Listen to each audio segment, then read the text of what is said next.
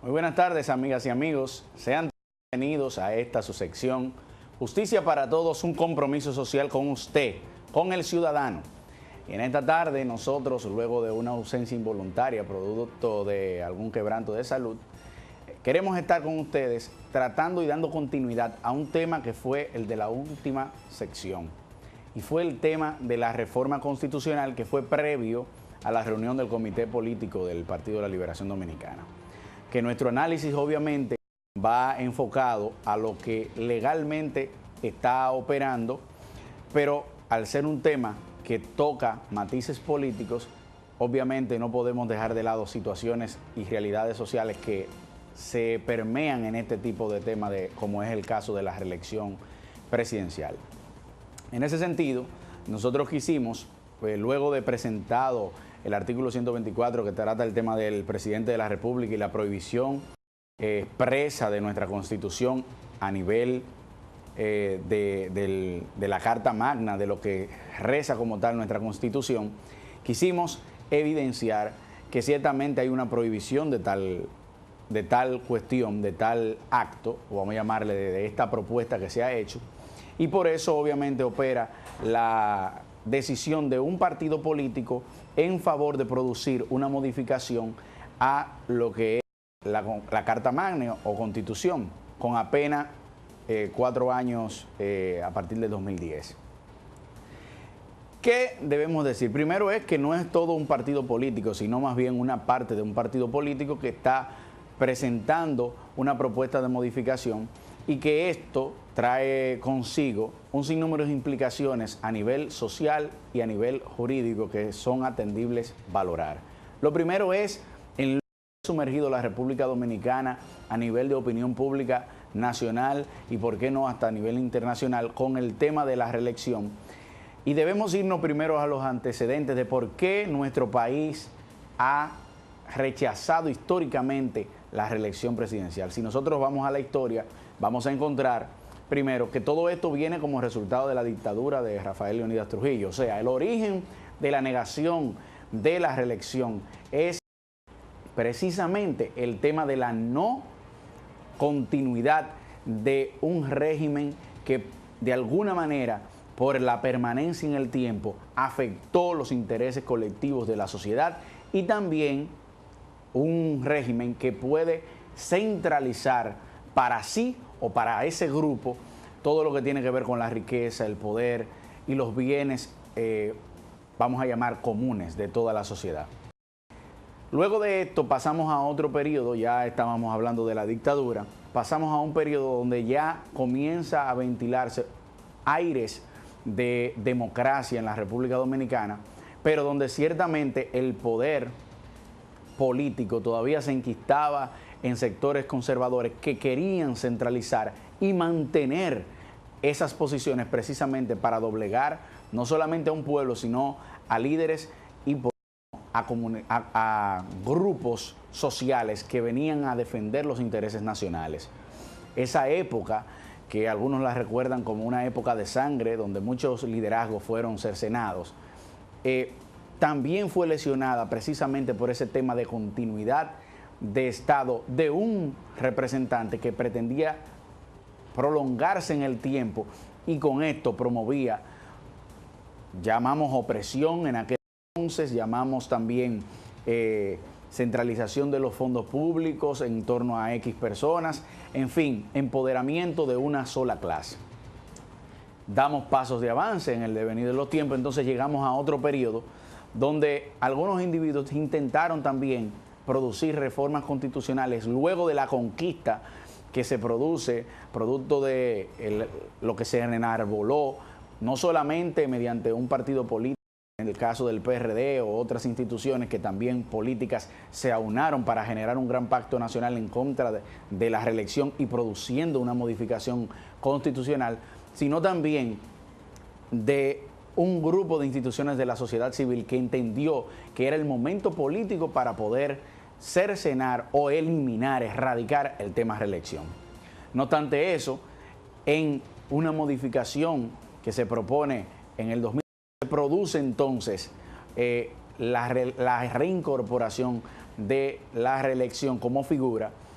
por 2 periodos consecutivos, que es exactamente la propuesta que se está haciendo actualmente, y esa modificación dio al traste con el gobierno de 2 periodos consecutivos de uno de los presidentes de los últimos años. Este pequeño recuento nos ayuda a valorar situaciones puntuales, no solamente desde el orden legal, sino desde el orden político. Y obviamente en eso vamos a evidenciar situaciones como la siguiente. Como resultado de una continuidad de gobierno, más no así de una continuidad de Estado, y voy a aclarar, una cosa es continuidad de Estado, una cosa es continuidad de gobierno. Continuidad de Estado es que no importa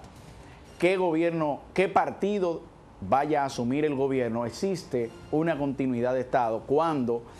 existe una agenda nacional de proyectos prioritarios que ningún partido político puede hacer ajeno.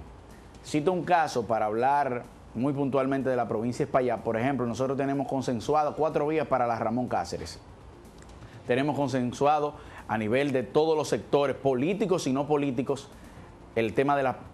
planta de tratamiento para las aguas negras del municipio de Moca, que es uno de los problemas fundamentales, y así otros proyectos. ¿Y qué ha pasado?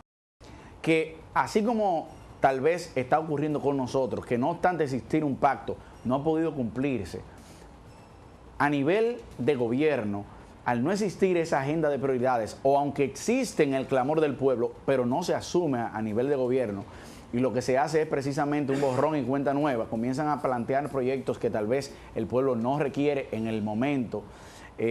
político o económico a nivel nacional, genera sin lugar a dudas una lesión a lo que la gente realmente quiere. Y por eso nosotros vemos cómo una sociedad se empodera a demandas tan fundamentales como el tema del hombre mirando y la protección del medio ambiente, que sin lugar a dudas temas como este se han ido dejando la palestra pública a través de una visión estratégica de cómo ir desplazando ese interés. Y entonces empalmamos el tema de la religión con este tipo de temas. ¿Por qué? Porque decimos que existen temas fundamentales que se han dejado de lado, como el tema salud, como el tema seguridad, lo que está viviendo Moca hoy por hoy, y la provincia de Espaillat, y por qué no el país, pero en el caso nuestro de Moca, es algo aberrante. Nosotros cada 2 semanas nos enteramos de que mataron a un joven, o de que simplemente atracaron a una persona, o de que simplemente se produjo una estafa en este sentido. Entonces la inseguridad a nivel de nuestro pueblo está siendo un tema fundamental en todas las esquinas, y nosotros creemos que deben de existir autoridades y gobiernos que promuevan de manera inmediata propuestas que vayan a aminorar ese problema de la seguridad a nivel nacional y, ¿por qué no?, que tenga su impacto en la provincia. Pero parece que no, que en el orden legal es más importante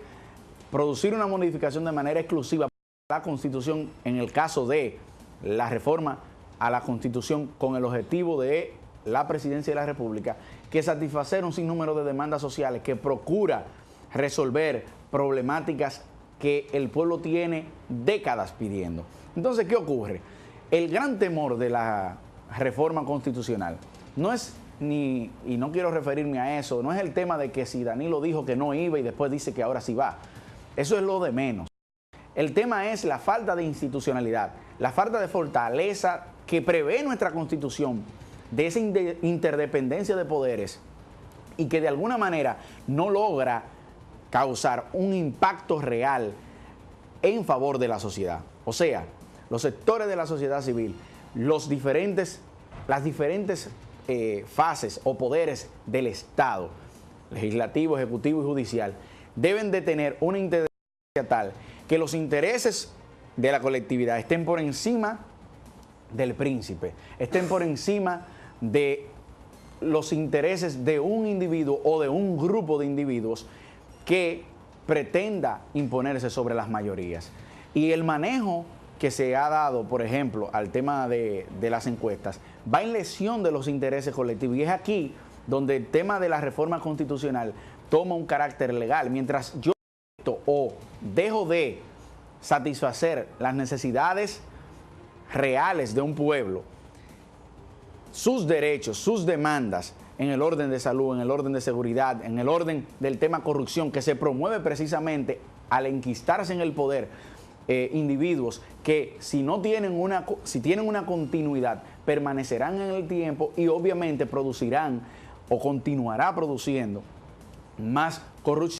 Eso obviamente en nuestro país, con instituciones todavía que deben de ser fortalecidas, hace innegable que la reforma constitucional no es factible en nuestro país. Y hemos visto cómo eso ha sido una voz populis o una voz común de todas las instituciones e inclusive de la propia iglesia, donde se ha pronunciado tajantemente con el tema de la Constitución y la reforma constitucional, en razón de que apenas a 4 años de haberla reformado, un tema que fue consensuado en ese momento por todos los partidos políticos, por toda la opinión pública, para que no existiera la reelección, hoy por hoy lo queremos modificar o queremos traerlo a colación, alegando el tema de las encuestas. Pero si bien es cierto, tenemos una oposición unida en ese criterio, y me refiero PRD, PRM, país, todos los partidos reformistas están unidos, la sociedad civil, la iglesia e inclusive una parte del partido oficialista está en contra de la reelección. No entendemos cómo se quiere vulnerar la Constitución desde el orden legal para producir este cambio que obviamente afectará de manera negativa a nuestra sociedad.